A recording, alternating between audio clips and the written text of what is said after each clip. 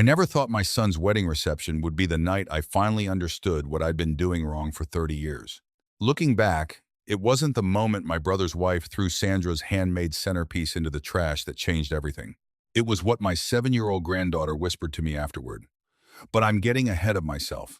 The reception was held at the Glenwood Inn, a banquet hall just outside of Raleigh, North Carolina, that my son Marcus had booked 14 months in advance. Late June, the kind of evening where the heat finally breaks around 7, and the air smells like honeysuckle and cut grass. Sandra, my wife of 31 years, had spent the previous 4 months making table centerpieces by hand. Dried wildflowers she'd pressed herself, sealed in small wooden frames she painted at the kitchen table every Saturday morning while I drank my coffee and watched her work. She'd wake up early, lay out her paints, and hum to herself while our cat curled around her ankles. Each frame had the couple's initials burned into the corner. She'd taught herself wood burning from a YouTube video. 62 years old and learning something new just to give more of herself to people we loved. My brother Glenn and his wife Pamela arrived late, as they always did. Glenn is 4 years younger than me and has spent most of those years making sure everyone knows it doesn't matter. He married Pamela 19 years ago. She came from money, which meant she came with opinions about people who didn't. I watched Pamela scan the room the moment she walked in. She had that way of cataloging everything, the flowers, the linens, the centerpieces, the way someone appraises a garage sale rather than a celebration.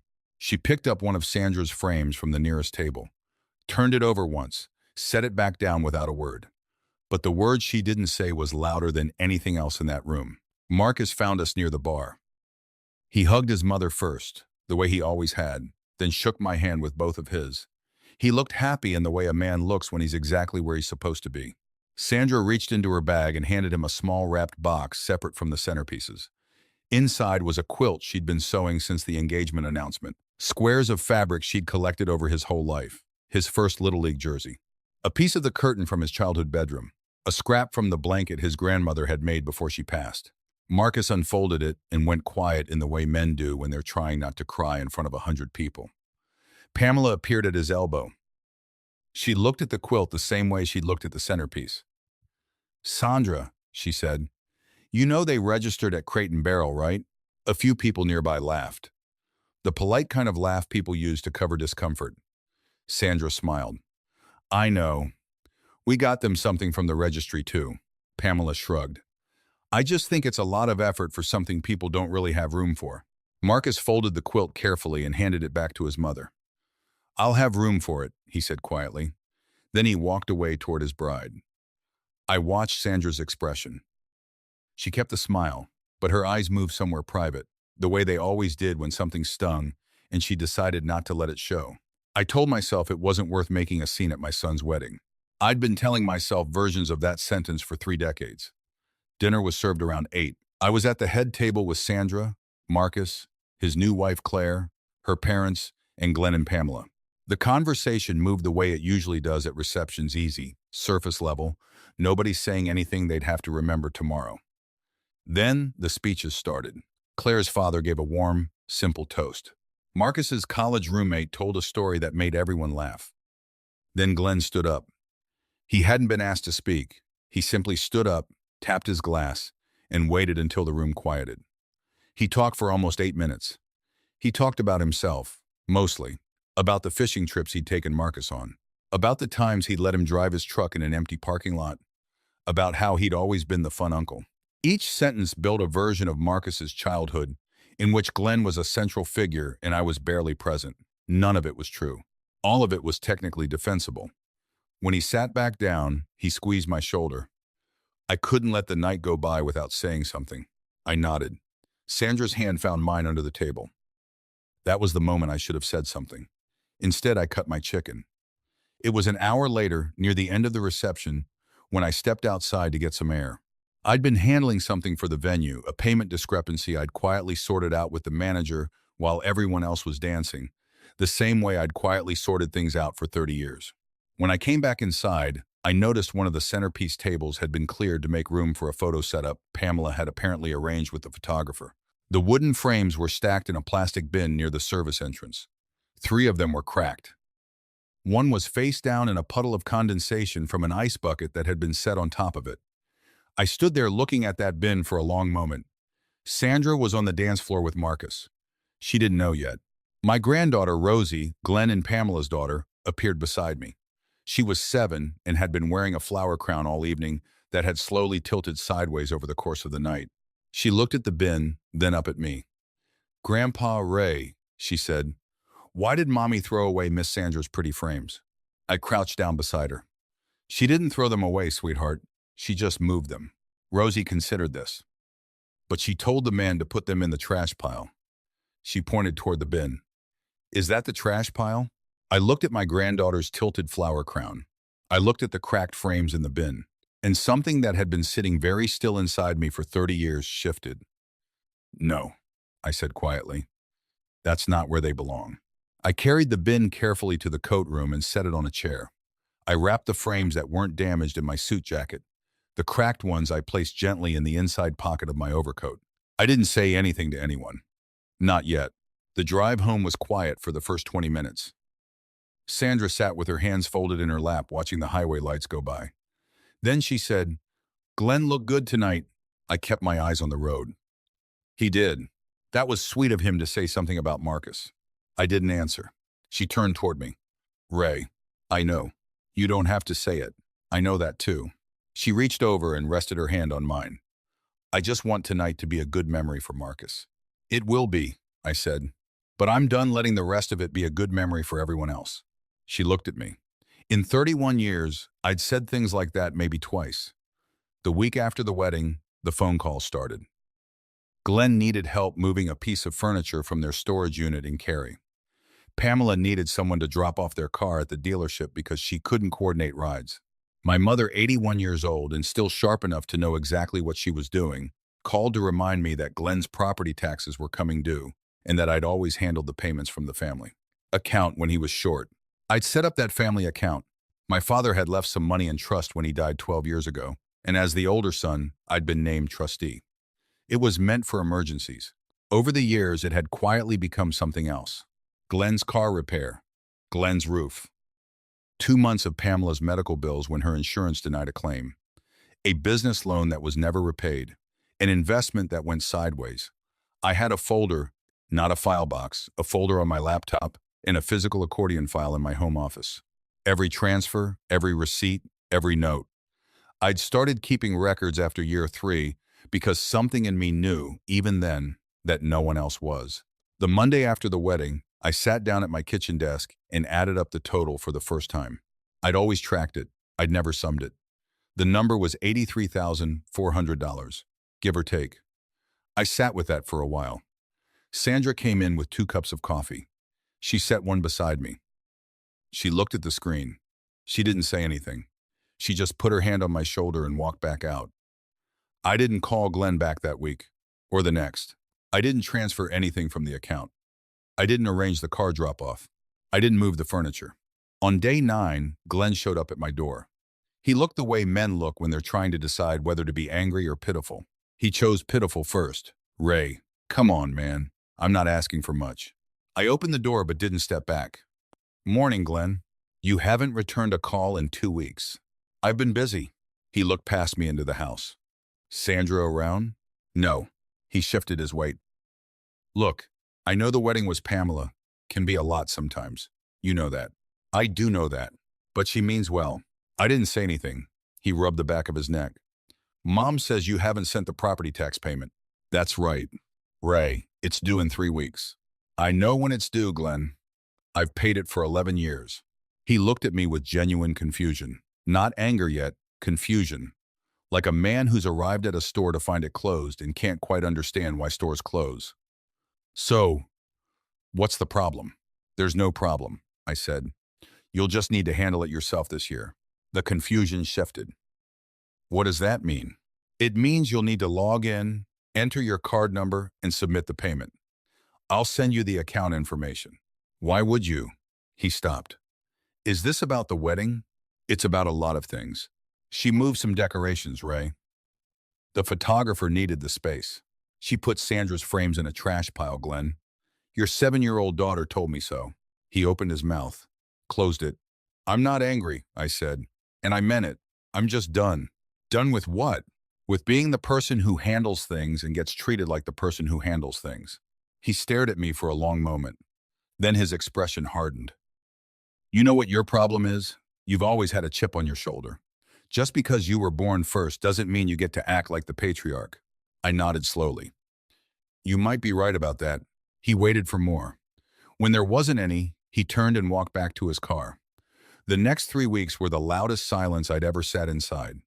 Glenn called 7 times. My mother called 4. Pamela called once, which surprised me.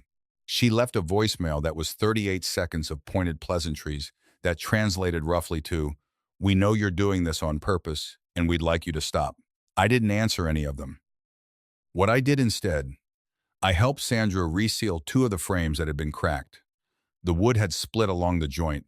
She worked carefully with a thin brush and wood glue, pressing the pieces together, wiping the excess with a damp cloth. She didn't rush. One of the frames came out nearly perfect. You had to know where to look to see the repair.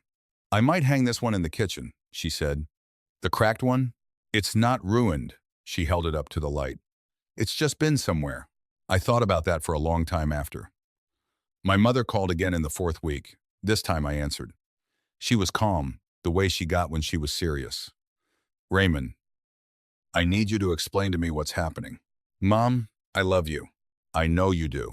Explain it to me." I told her about the frames. About Rosie telling me they'd been put in the trash pile. About Glenn's speech at the reception. About 30 years of small moments I'd absorbed because I thought absorbing them was what good men did. She was quiet for a while. Then she said, "Your father used to do the same thing." "I know. I told him it would catch up." "I know that too. Ray." Her voice softened. "I didn't know about the account. The full amount. You weren't supposed to need to." Glenn didn't know either?" Glenn chose not to look. Another silence. "That's a fair distinction," she said finally. She called Glenn that afternoon. I don't know exactly what was said, but Glenn called me 2 hours later. His voice was different this time, quieter. "Mom showed me the spreadsheet." I waited. "Ray, I didn't know it was that much." "I know. Why didn't you ever say anything?"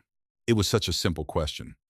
I'd asked myself the same thing 1,000 times in the past month, because every time I thought about saying something, I told myself it would start a fight, and I hated fighting more than I hated being used.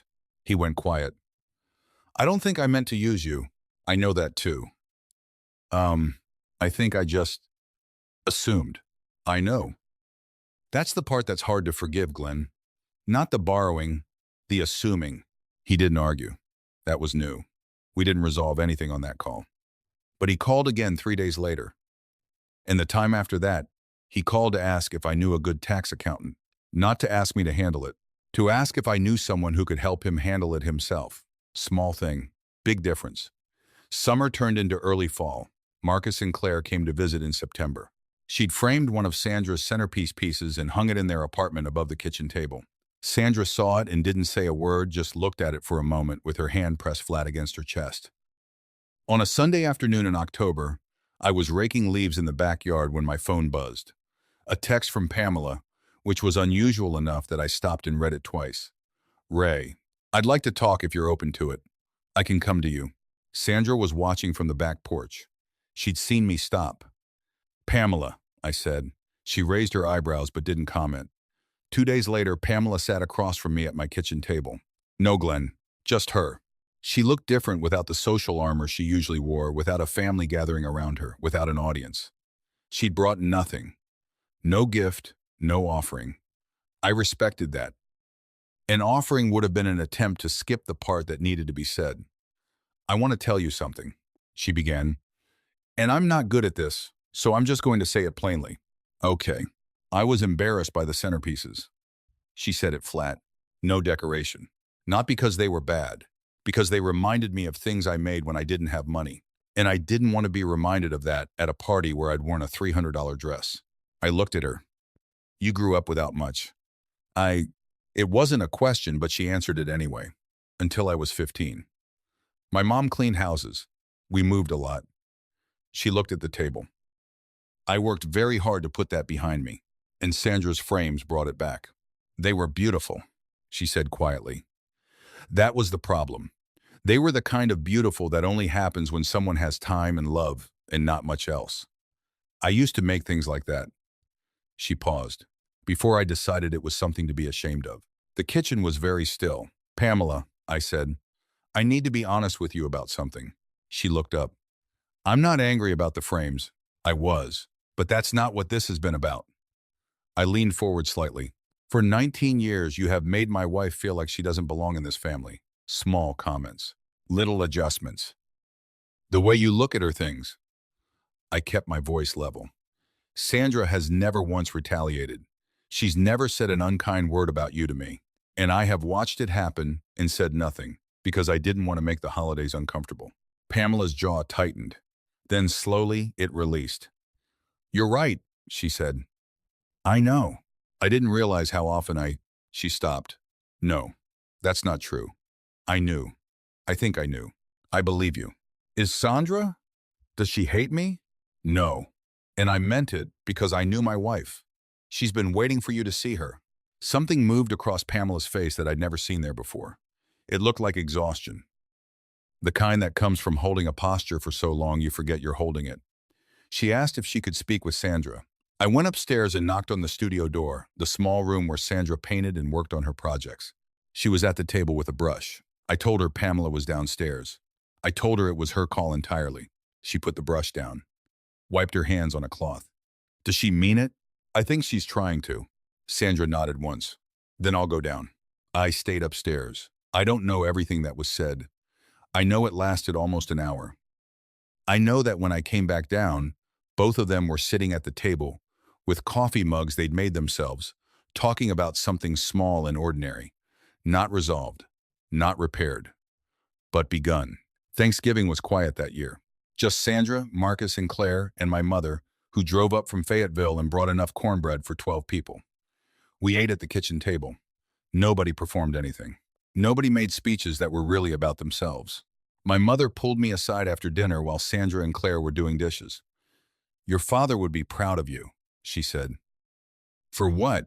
For being the first one in this family to stop confusing endurance with love? I thought about that. I think I confused them for a long time. You did. She patted my hand. But you stopped. Glenn and Pamela came to Christmas.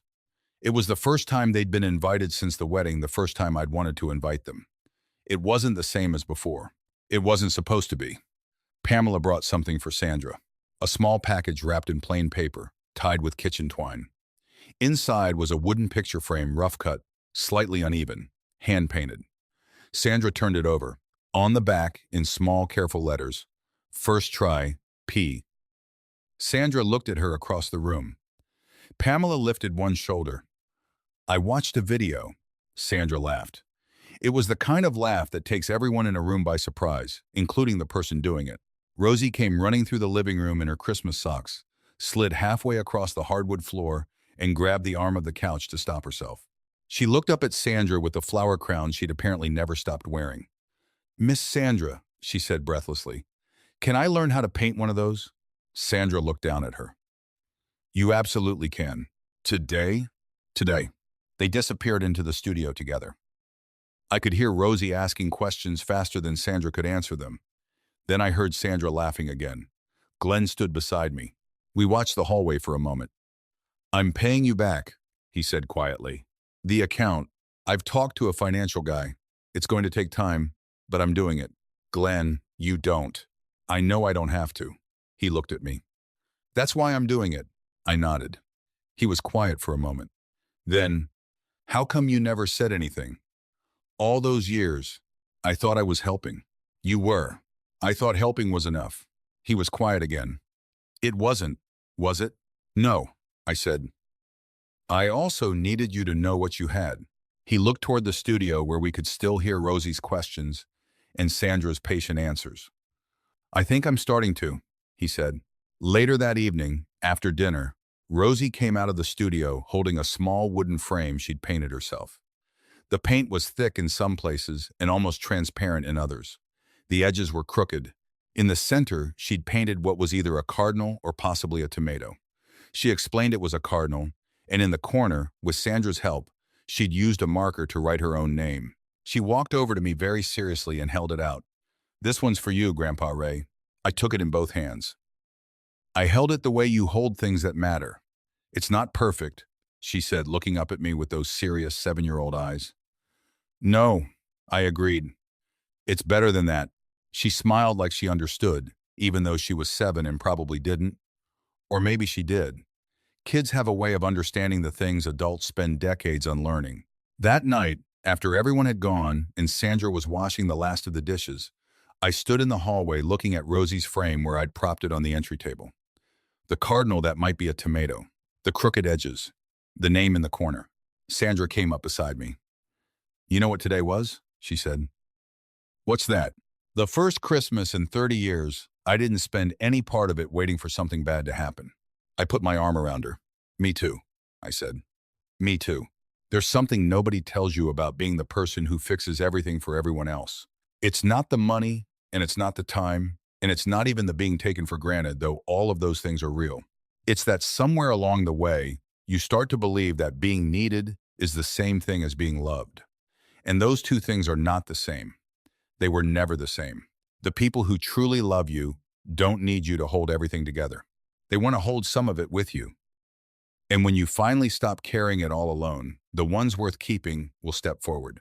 The ones who were only there for the caring will show you exactly that. If any part of this story felt familiar to you, I want you to know something. You are not obligated to maintain relationships that only function when you're giving and never when you're resting. That isn't family. That's a system. And you are not a utility. Thank you for spending this time with me today. If this reached someone who needed to hear it, I'd be grateful if you'd share it with them. Being needed and being loved are not the same thing. And the moment Ray understood that, everything changed. When you stop carrying what others refuse to pick up, you find out who truly wants to walk beside you. The people worth keeping will step forward.